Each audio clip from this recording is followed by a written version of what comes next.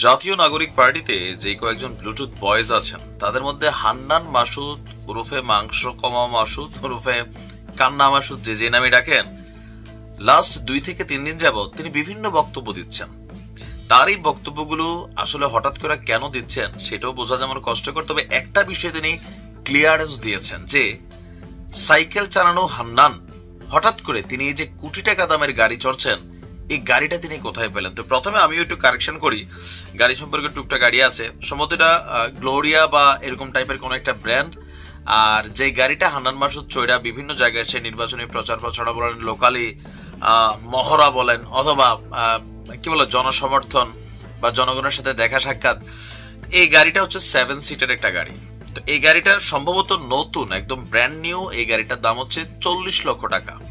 এখন হান্নান মাসুদ বেসিক্যালি কোটি টাকার গাড়িতে চড়েন না, 40 লক্ষ টাকা চড়েন। এটার আবার সানরুফ মুনরুফ সবই আছে। তো যাই হোক, এখন এই গাড়িটা আসলে সে কই পাইছে। এখন দেখেন এই দেশে রাজনীতিবিদরা কেন খারাপ হবে না, একজনে দিল আমি নিয়ে ফেলতেছি কেন ভাই। দুনিয়াতে 10টা টাকা কেউ কেউ মাগনা দেয়, তবে দে হান্নান মাসুদ বলতেছে দে, কে দে। ওই যে এতদিন একটা কথা ছিল যে এনসিপি কে আসলে জামাতের বি টিম কিনা, হান্নান মাসুদের কথায় অনেকের কাছে যেটা আজকে মনেও হইতে পারে যে এনসিপি সম্ভবত জামাতের বি টিম, কারণ জামাত আর এনসিপির কথা সব কাছাকাছি লেভেলে মিলে যায়। আচ্ছা, জাতীয় নাগরিক পার্টির সিনিয়র যুগ্ম মুখ্য সমন্বয়ক হান্নান মাসুদ গাড়ির ইস্যুতে তার একটা বক্তব্য সামনে আসছে যে আমি নিজে একটা গাড়ি নিয়েছি, এই গাড়িটার ব্যাপারে আমি অনেকবার বলেছি, এটা নিয়ে সাংবাদিকরাও বিভিন্ন নিউজ করেছেন। গাড়িটা কার সেটা বের করেছেন, এটা একজন ব্যবসায়ীর গাড়ি, যিনি মূলত একজন জামাতপন্থী ব্যবসায়ী, উনার গাড়ি, উনি এটা আমাকে দেন, ভালো জেনেই দেন। চিন্তা করছেন তো এরকম গাড়ির খবর না পাইলাম যে এটা চড়ে টাকা টোকা, এরকম এনসিপির অনেকে টাকা দেয় কিন্তু নাম বলা যাবে না, নাম বললে আবার তাদের নাকি ঝামেলা হবে। এখান থেকে আসলে বেসিক্যালি মানুষের কাছে প্রশ্ন যে বাবা তুমি রাজনীতি করতে হলে তোমার এই গাড়ি কেন চড়তে হবে, আর বিনা লাভে একটা গাড়ি কেউ কেউ দিয়ে দিছে।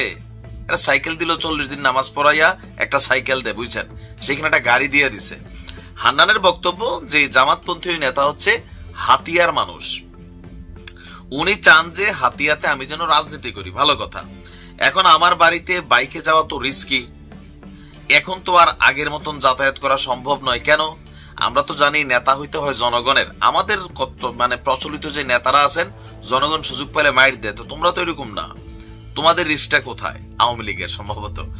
তো বলছে সেই ক্ষেত্রে এই সকল বিষয় নিয়ে বারবার বিতর্ক করার চেষ্টা করা হয়েছে। এছাড়া টাকা পয়সা কই পায় এটাও সে বলছে যে হান্নান মাসুদের এলাকার 300 জন প্রবাসীদের একটা গ্রুপ আছে, যারা একটা গ্রুপ করে আপনার নিয়মিত হান্নান মাসুদকে টাকা দেন যে তুমি রাজনীতি করো, আগায় যাও, টাকা যা লাগে আমরা প্রবাসীরা মিলা দিব। তো কেন দিবে তারা?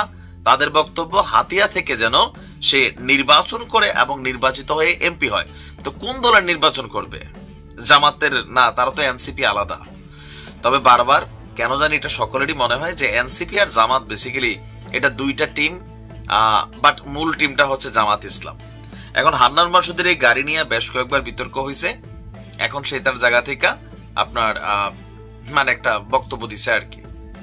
তো জনগণের প্রশ্ন যে একজন ব্যবসায়ী 40 লক্ষ টাকা দামের একটা গাড়ি এমনি দিয়ে ফেলছে, কোটি কোটি টাকা দিয়ে ফেলতেছে, ভালোই তো, রাজনীতির ব্যবসাটা খারাপ না। কিন্তু দেখেন এমপি হইতে না পারেন, একটা এমপি হইতে গেলেও চুরিট বাড়ি কইরা লুটপাট কইরা কিন্তু এই টাকা পয়সা গুলা কামানো লাগে।